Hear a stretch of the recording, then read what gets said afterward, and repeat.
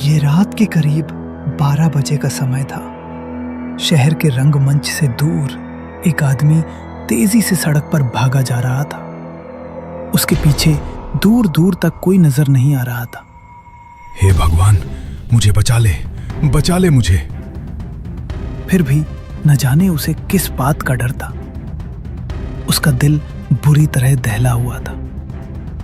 उसने पलटकर पीछे देखा तो वहां कोई नहीं था।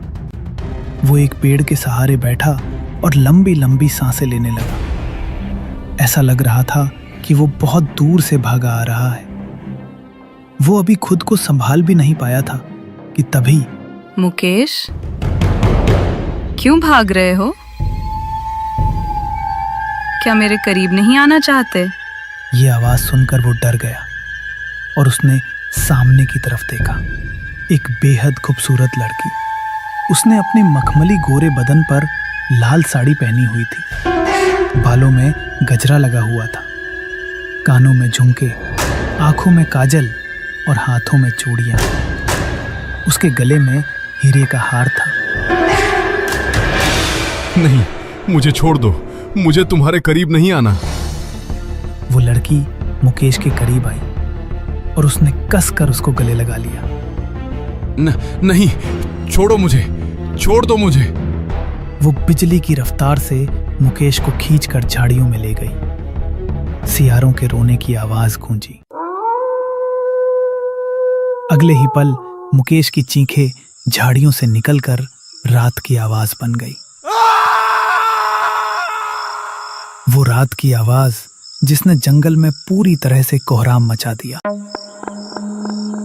कुछ देर बाद एक आदमी मोटरसाइकिल पर सवार वहां से गुजर रहा था। कितना भयानक जंगल है।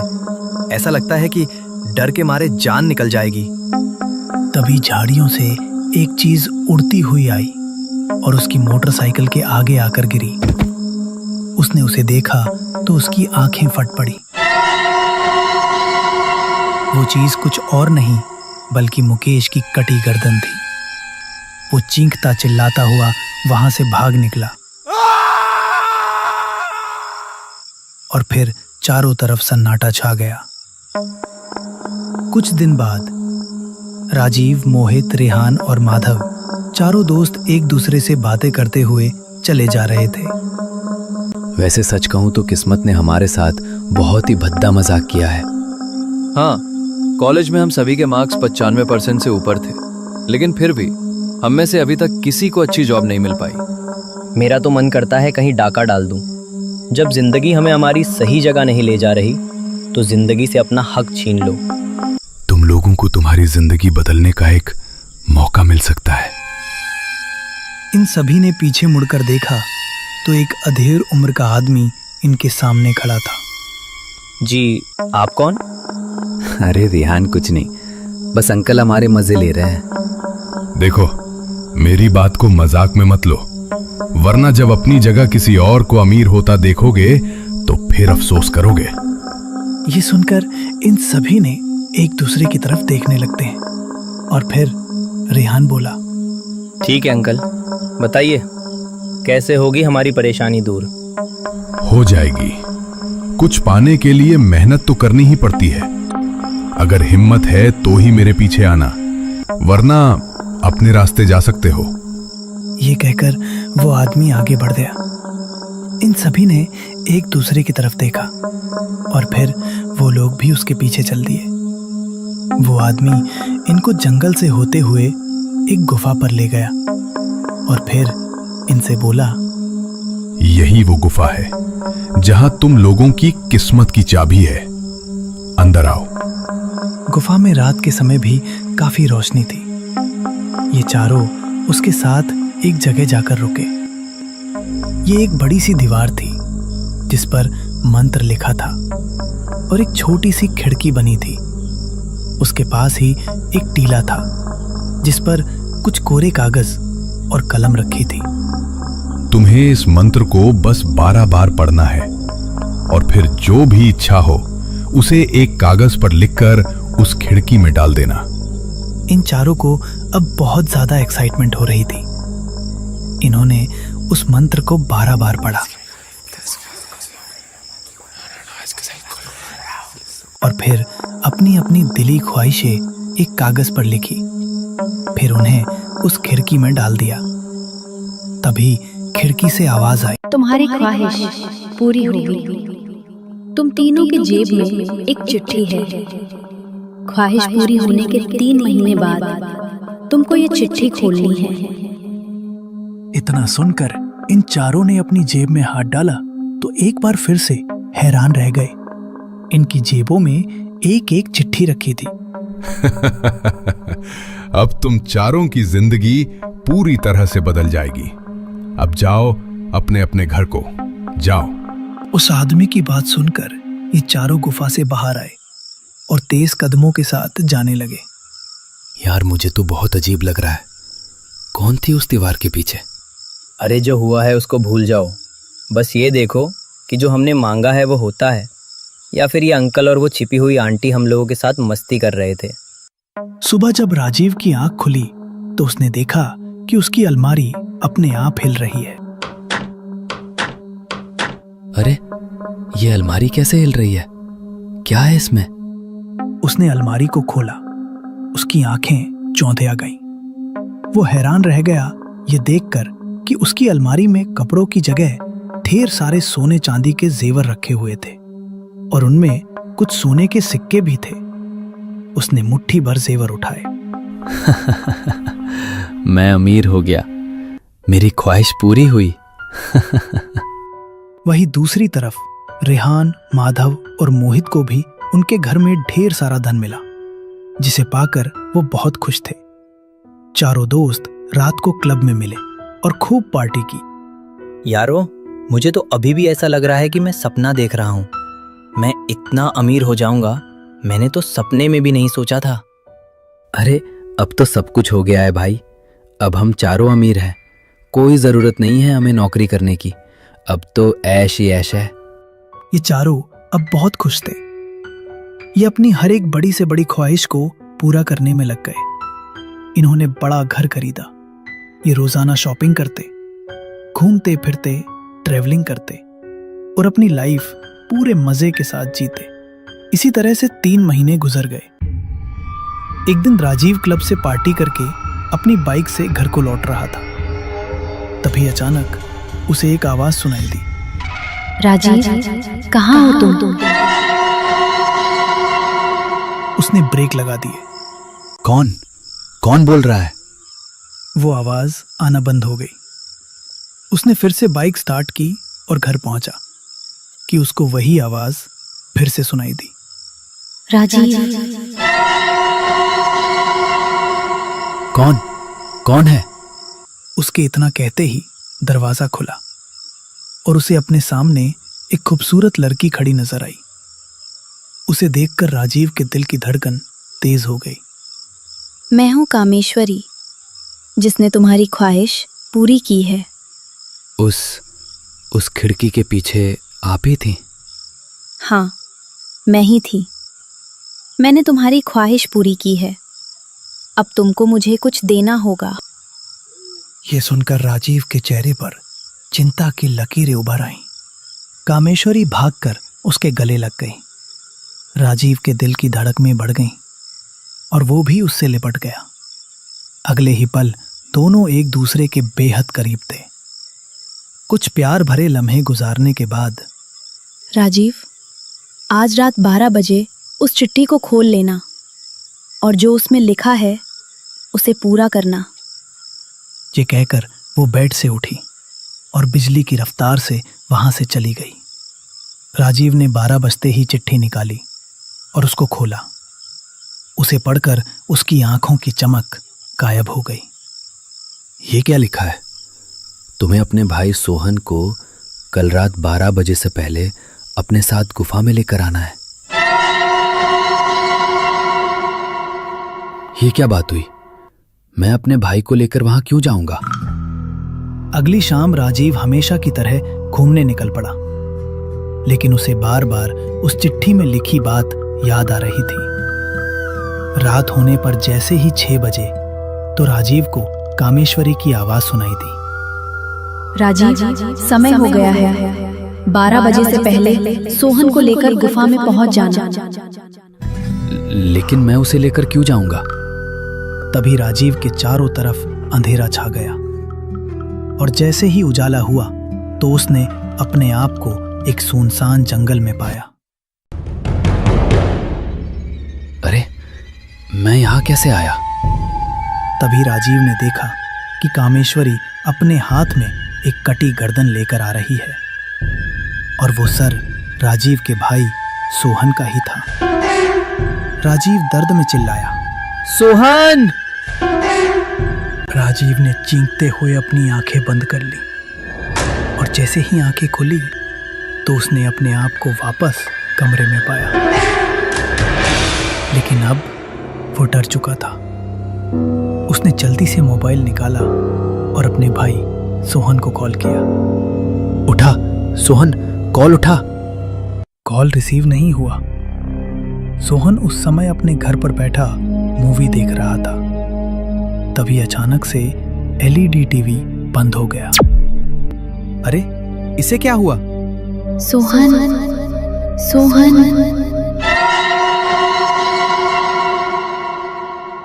अरे, ये किसकी आवाज है?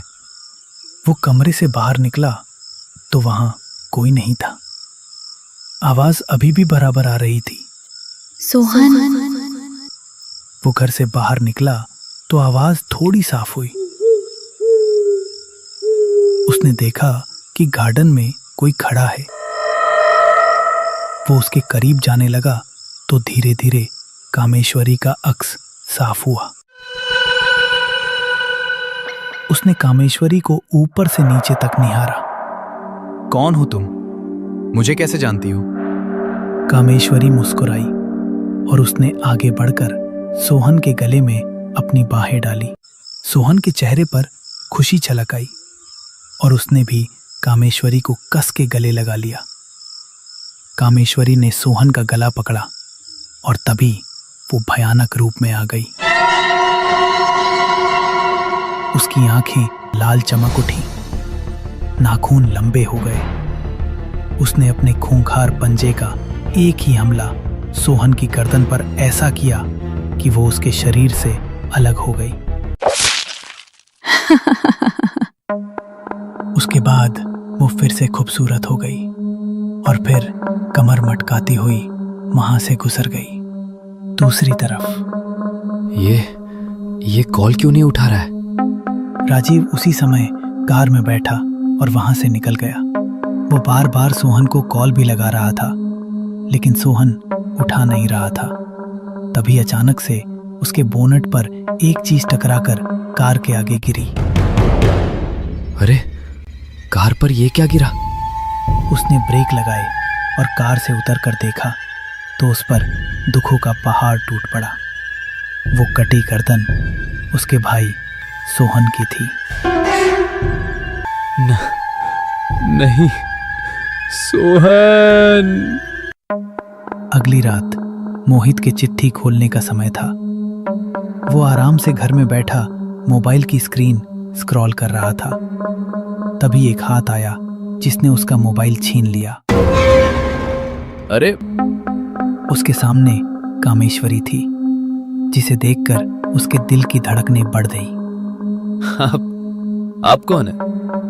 मैं कामेश्वरी हूँ। मैंने तुम्हारी ख्वाहिश पूरी थी, अब तुम मेरी कामेच्छा पूरी करोगे। ये सुनकर मोहित खुश हो गया क्योंकि वो पहले ही उसे अपना दिल दे बैठा था। मोहित ने कामेश्वरी का हाथ पकड़ उसे अपने करीब खींचा। घर की सभी लाइट अपने आप बंद हो गईं। कुछ देर बाद जब उजाला हुआ तो मोहित और कामेश्वरी दोनों के चेहरे पर मुस्कुराहट थी। मोहित, चिट्ठी खोलने का समय होने वाला है। ठीक से पढ़ना और जो भी उसमें लिखा है उसे पूरा करना। अब मैं चलती हूँ। ये कहकर कामेश्वरी वहां से चली गई। कुछ देर बाद 12 बज गए। जैसे ही मोहित ने ड्रॉअर खोली तो उसने पाया कि चिट्ठी वहां नहीं है। हे भगवान, अब मैं चिट्ठी कहाँ से लाऊं? उसको खोलना बहुत जरूरी है। तभी उसे कामेश्वरी की आवाज सुनाई दी। अगर सुबह होने से पहले तुमने उस चिट्ठी को ढूंढकर उसे नहीं खोला तो तुम्हारे साथ कुछ भी हो सकता है। ये सुनकर मोहित डर गया। उसने घर का एक एक कोना छान मारा, लेकिन उसे कहीं भी चिट्ठी नहीं मिली। उसने अब डर कर रिहान को कॉल लगाया। हेलो रिहान। क्या हुआ मोहित, इतनी रात में कैसे कॉल की? मेरे पास कामेश्वरी आई थी। वो कह रही थी कि मैंने चिट्ठी नहीं खोली तो मेरे साथ कुछ भी हो सकता है। अरे कौन कामेश्वरी? मुझे पता है तू मेरे साथ प्रैंक कर रहा है। अरे नहीं यार, मैं रिहान ने कॉल कट कर दिया। वक्त बीतता जा रहा था और मोहित की परेशानी बढ़ती जा रही थी। ठीक 5 बजे अचानक से फिर से दरवाजा खुला। उसने देखा सामने कामेश्वरी खड़ी है, लेकिन उसके चेहरे पर खूबसूरत मुस्कान थी। तुमने चिट्ठी ढूंढी या नहीं? मुझे वो चिट्ठी नहीं मिली। क्या तुम फिर से मुझे चिट्ठी नहीं दे सकती? ये सुनकर कामेश्वरी के चेहरे से मुस्कान गायब हो गई। उसके नाखून लंबे हो गए और आंखें लाल लाल चमक उठी। ये देखकर मोहित की आंखें डर से फट पड़ी और फिर उसकी दर्दनाक चीख घर से बाहर तक गूंज गई। सुबह होने पर रिहान बेखबर सो रहा था। तभी डोरबेल बजी। अरे इतनी सुबह कौन आ गया भाई? उसने कमरे से निकलकर दरवाजा खोला तो सामने राजीव खड़ा था, जो बहुत ही डरा हुआ लग रहा था। अरे राजीव, तू इतना डरा हुआ क्यों लग रहा है? सब ठीक तो है? कामेश्वरी वो बाहर आ गई है। कामेश्वरी? हाँ, वही सुंदरी जिसने गुफा में हमारी ख्वाहिश सुनी थी और उसको पूरा भी किया। लेकिन जब मैंने चिट्ठी खोली तो उसमें मेरे भाई सोहन को गुफा में लाने की बात लिखी थी। मैंने ऐसा नहीं किया तो उसने मेरे भाई सोहन को मार दिया और जो कुछ भी मुझे दिया था सब कुछ छीन लिया। ये सुनकर रिहान हैरान रह गया। कल रात मोहित की भी कॉल आई थी। वो भी कामेश्वरी के बारे में ही बता रहा था, लेकिन मैंने उसका यकीन नहीं किया। ओह माय गॉड, जल्दी चल, कहीं उसे कुछ हो ना गया हो। रिहान और मोहित उसी समय जल्दी से मोहित के घर के लिए निकल गए और जैसे ही वो उसके घर पहुंचे तो वहां का मंजर देख उनके पैरों तले जमीन निकल गई। मोहित का शरीर जमीन पर पड़ा था और उसका दिल उसके सीने से गायब था। हे भगवान! तभी घर की दीवारें अपने आप चटकने लगी। ये क्या हो रहा है? जल्दी बाहर निकल, मेरा घर भी गिर चुका है। ये दोनों भागे और जैसे ही घर से बाहर निकले मोहित का पूरा घर ढह गया और अब वहां ढेर सारा मलबा दिखाई दे रहा था। हे भगवान, आज रात माधव के चिट्ठी खोलने का समय है। जल्दी उसे मिलकर सब बता देते हैं। चलो। ये दोनों कार में बैठे और राजीव ने माधव को कॉल लगाया। हेलो माधव, कहाँ है तू? मैं तो घर पर ही हूँ। क्यों, क्या हुआ? तेरे पास चिट्ठी है ना? हाँ है भाई, आज रात को मेरा चिट्ठी खोलने का टाइम है, याद है मुझे। तू वही रुक, हम आ रहे हैं। दोनों कुछ ही देर में माधव के पास पहुंचे। अरे तुम लोग इतना डरे हुए क्यों लग रहे हो? राजीव ने माधव को अपने भाई सोहन और मोहित की मौत के बारे में सब कुछ बताया, जिसे सुनकर माधव के चेहरे का रंग उड़ गया। यार मैं क्या करूं? मुझे बहुत डर लग रहा है। मैं एक बाबा को जानता हूँ जो तंत्र विद्या में माहिर है। चलो उन्हीं से मिलकर बात करते हैं। ये तीनों 1 घंटे का सफर तय करके एक आश्रम पहुंचे, जहां इनकी मुलाकात एक बाबा से हुई और इन्होंने उसे कामेश्वरी के बारे में बताया। कामेश्वरी तंत्र शास्त्र में वर्णित एक अत्यंत सुंदर, युवा और शक्तिशाली यक्षिणी है, जिन्हें आकर्षण, प्रेम, यौवन और कामेच्छाओं की पूर्ति करने वाली देवी माना जाता है। ये साधक की मनोकामनाएं पूरी करने के साथ साथ धन, स्वर्ण और भौतिक सुख सुविधाएं प्रदान करती हैं। उसको 41 रातों की कड़ी तपस्या और विधि करके सिद्ध किया जाता है। तभी वो हमारी कामेच्छा और धन दौलत की इच्छाओं की पूर्ति करती है। लेकिन बाबा, हमने तो उसे सिद्ध भी नहीं किया। एक आदमी हमें उस गुफा में ले गया था और उसी ने हमारी इच्छा उस कामेश्वरी तक पहुंचाई। गुफा? बाबा ने कुछ सोचा और फिर बोले, 70 वर्ष पहले की बात है। एक आदमी जिसका नाम रामदीन था, उसने अपनी इच्छाओं को पूरा करने के लिए कामेश्वरी को सिद्ध किया था। तुमने मुझे सिद्ध कर लिया है। मैं तुम्हारी हर ख्वाहिश पूरी करूंगी।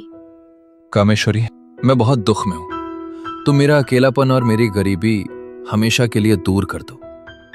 कामेश्वरी उसके करीब गई और उसे कसकर गले लगा लिया। दोनों एक दूसरे के बेहद करीब आ गए। कामेश्वरी ने उसे बहुत धन दौलत दी। रामदीन कामेश्वरी से कामेच्छा भी पूरी करता और उससे धन भी खूब लेता था। इसी तरह 1 साल निकल गया। एक रात कामेश्वरी अचानक से रामदीन पर भड़कने लगी। तुमने धोखा किया है मेरे साथ। धोखा। धोखा? मैंने कोई धोखा नहीं किया। ऐसा क्यों बोल रही हो?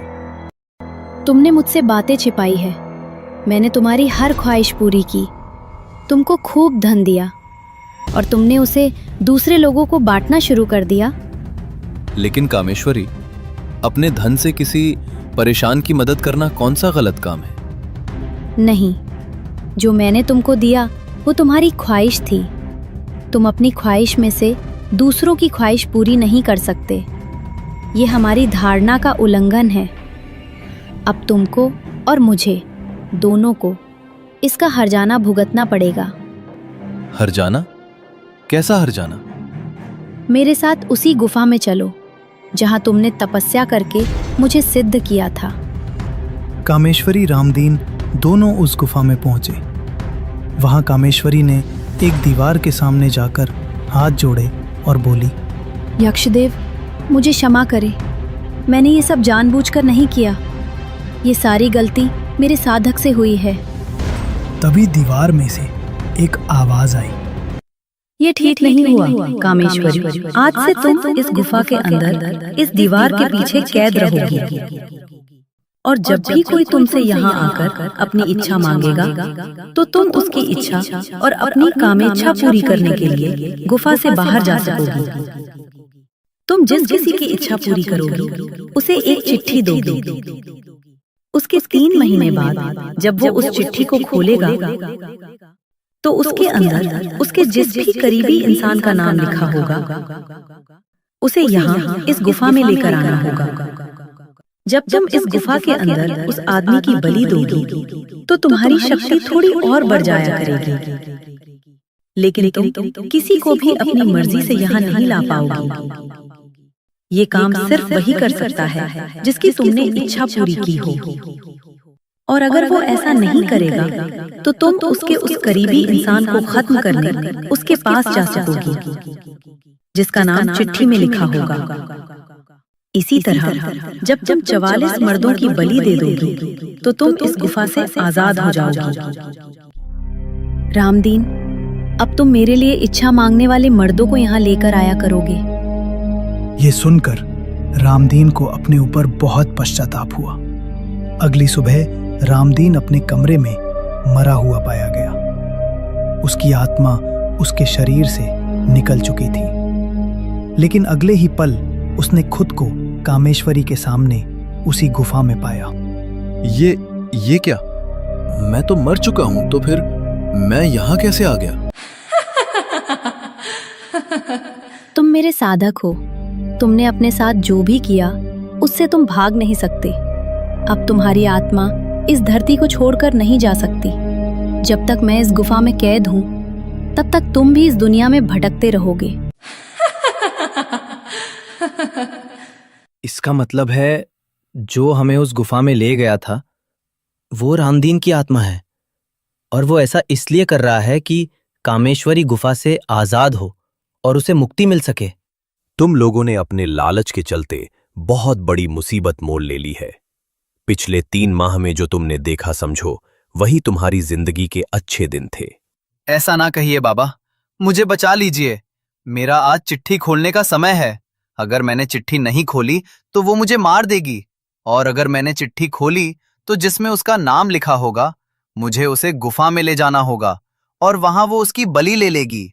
मेरे पास तुम्हारी समस्या का कोई समाधान नहीं है, तुम लोग जा सकते हो। ये तीनों अब वहां से वापस आशाहीन होकर निकल गए और माधव के घर पहुंचे। ये तीनों अभी कुछ सोच ही रहे थे कि तभी कामेश्वरी वहां प्रकट हुई। तुम तीनों एक साथ? क्या लगता है तुमको तुम चिट्ठी खोलने से बच जाओगे? नहीं कामेश्वरी, मैं चिट्ठी खोलूंगा और जो भी उसमें लिखा होगा उसे पूरा भी करूंगा। बहुत अच्छे। ये कहकर कामेश्वरी ने राजीव और रेहान को घूर कर देखा और उनके चारों तरफ अंधेरा फैल गया। कुछ ही पलों में उजाला हुआ तो उन्होंने अपने आप को घर के बाहर पाया। अरे, हम यहाँ कैसे आ गए? कहीं वो माधव को कुछ कर ना दे।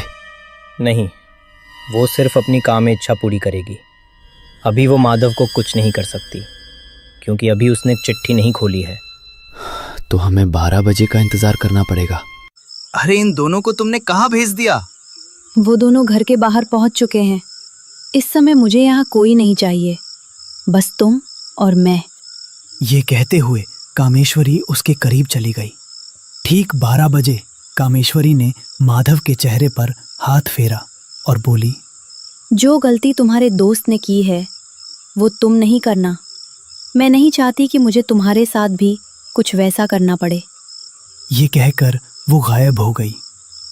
तभी दरवाजे पर दस्तक हुई। माधव ने उठकर दरवाजा खोला। तू ठीक तो है ना? हाँ, मैं ठीक हूँ। माधव ने चिट्ठी निकाली। चिट्ठी खोलने से पहले उसने एक बार राजीव और रेहान की तरफ देखा और फिर चिट्ठी को खोला। कल रात 12 बजे से पहले अपने चचेरे भाई सोनू को लेकर गुफा में चले आना। ये पढ़कर माधव परेशान हो उठा।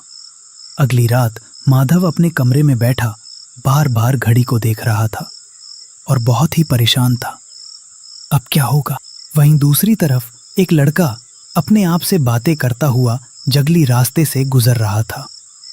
अगर मुझे एक मौका मिल जाए ना उससे बदला लेने का, तो मैं उसे खत्म कर दूंगा, बर्बाद कर दूंगा। तभी रामदीन वहां आ पहुंचा। किसको बर्बाद करना चाहते हो? करना चाहता हूं किसी को। तुम्हें क्यों बताऊं? कौन हो तुम? मैं वो हूं जो तुम्हारा बदला लेने में तुम्हारी मदद कर सकता हूं। ये सुनकर वो लड़का उसे गौर से देखने लगा। रामदीन उसे उसी गुफा में ले गया और उसे दीवार पर लिखे मंत्र पढ़वाए। तुम्हारी जो भी ख्वाहिश है उसे एक कागज पर लिखो और उसे इस खिड़की से अंदर डाल दो। उसके बाद वो पूरी हो जाएगी। ये सुनकर उस लड़के ने कलम उठाया और कागज पर लिखा शुरू किया। फिर उसे फोल्ड करके इस खिड़की में डाल दिया। खिड़की के उस तरफ खड़ी कामेश्वरी ने उस चिट्ठी को उठाया और उसे पढ़ा। उसे पढ़ते ही कामेश्वरी के चेहरे पर हैरानी के भाव स्पष्ट हो गए। नहीं, ये नहीं हो सकता। उसने चिट्ठी को फाड़ना चाहा, लेकिन ऐसा न हो पाया। गुफा में ठंडी हवाएं चलने लगी। दीवार से एक रोशनी उत्पन्न हुई और एक दरवाजा सा उसमें खुल गया। कामेश्वरी, चलिए आओ। नहीं, ये क्या हो रहा है? रामदीन की आत्मा भी ये देख हैरान थी। तभी रेहान, राजीव और माधव भी वहां आ पहुंचे और वो लड़का भी उन्हें देख मुस्कुराने लगा। ये सब क्या हो रहा है? क्या ये लड़का तुम लोगों को जानता है?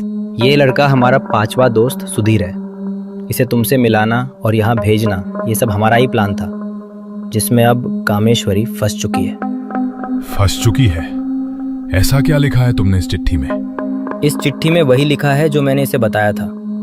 वो ये कि कामेश्वरी का बंधन रामदीन की आत्मा से टूट जाए और रामदीन की आत्मा को भी मुक्ति मिल जाए। कामेश्वरी अब किसी और को अपने जाल में ना फंसा सके और अपने लोक में वापस चली जाए। जब तक कोई फिर से इसे सिद्ध करके वापस ना बुलाए, ये वही रहे। ये सुनकर कामेश्वरी चीख उठी। नहीं!